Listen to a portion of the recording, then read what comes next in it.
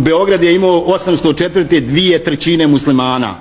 Preko 300 džamija, po nekima 270, 330, nebitno. Ostala je jedna. I to je raseljeno, pometeno, poklano. Uzmite srpske autore, ne moraju biti bošnjački. 1800. godine na Balkanu bilo, pazite sad ovo, 55% muslimana.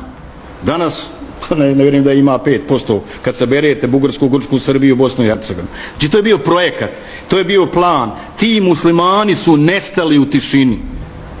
Gore nego Haman ko Indijanci. I o tome se šutilo, o tome se ne zna, o tome i danas nije popularno govoriti, čak u današnjoj Bosni i Hercegovini. Jer imate bošnjačku pamet, svijest, ne znam nija kako. Haj Boga ti pusti, bilo, prošlo. Nije problem, zaboravljam ovog trena, ako mi garantirate da se neće ponoviti.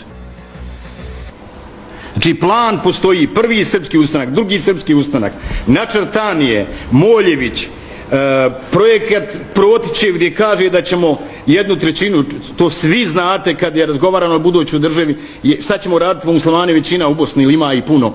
Kada radit ćemo to kao i u Srbiji u 19. stoljeću. 1/3 pokrstiti, 1 pobiti, 1 iseliti. Andrić, užas. Vi danas u Sarajevu ne smijete kritizirati Andrića.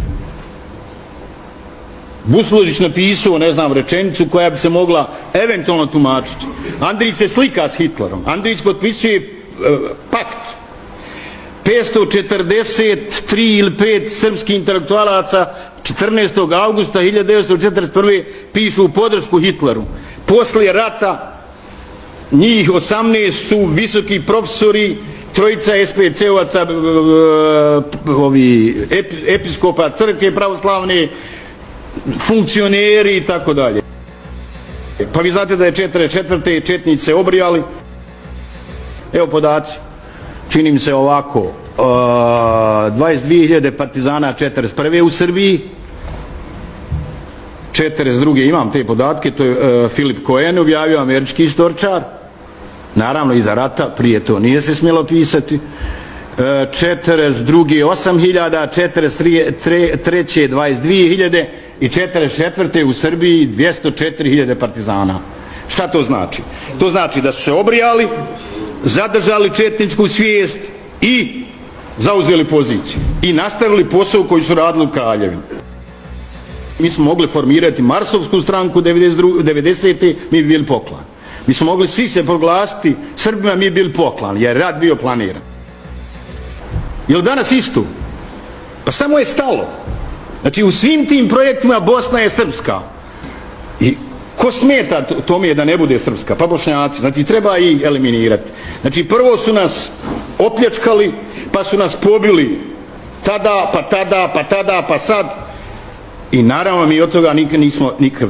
I napisao sam da je Savez komunista, čast poštenim komunistima, ja dijelim ljude iz onog sistema na komuniste i komunjare, odmah me razumijete, ja. Da je bio inkubator četništva, jer kako da objasnite, svi ovi stariji znaju, nije bilo nacionalizma do 90. Javno je žigosan, niste smjeli na televiziji, u novinama, u javnosti. I onda se pitaš odakle je volka mržnja 92. Jedino objašnjenje je sljedeće, a to je u kućnoj radinosti. A to znači, javno smo u bratstvu i jedinstvu, a u kući ti si Turčin, a Turčina treba zaklati. I to traje i danas. I naravno, kad ovako govoriš i u kafani, ti si kao nacionalist. Naša nacionalna svijest je i dalje 0.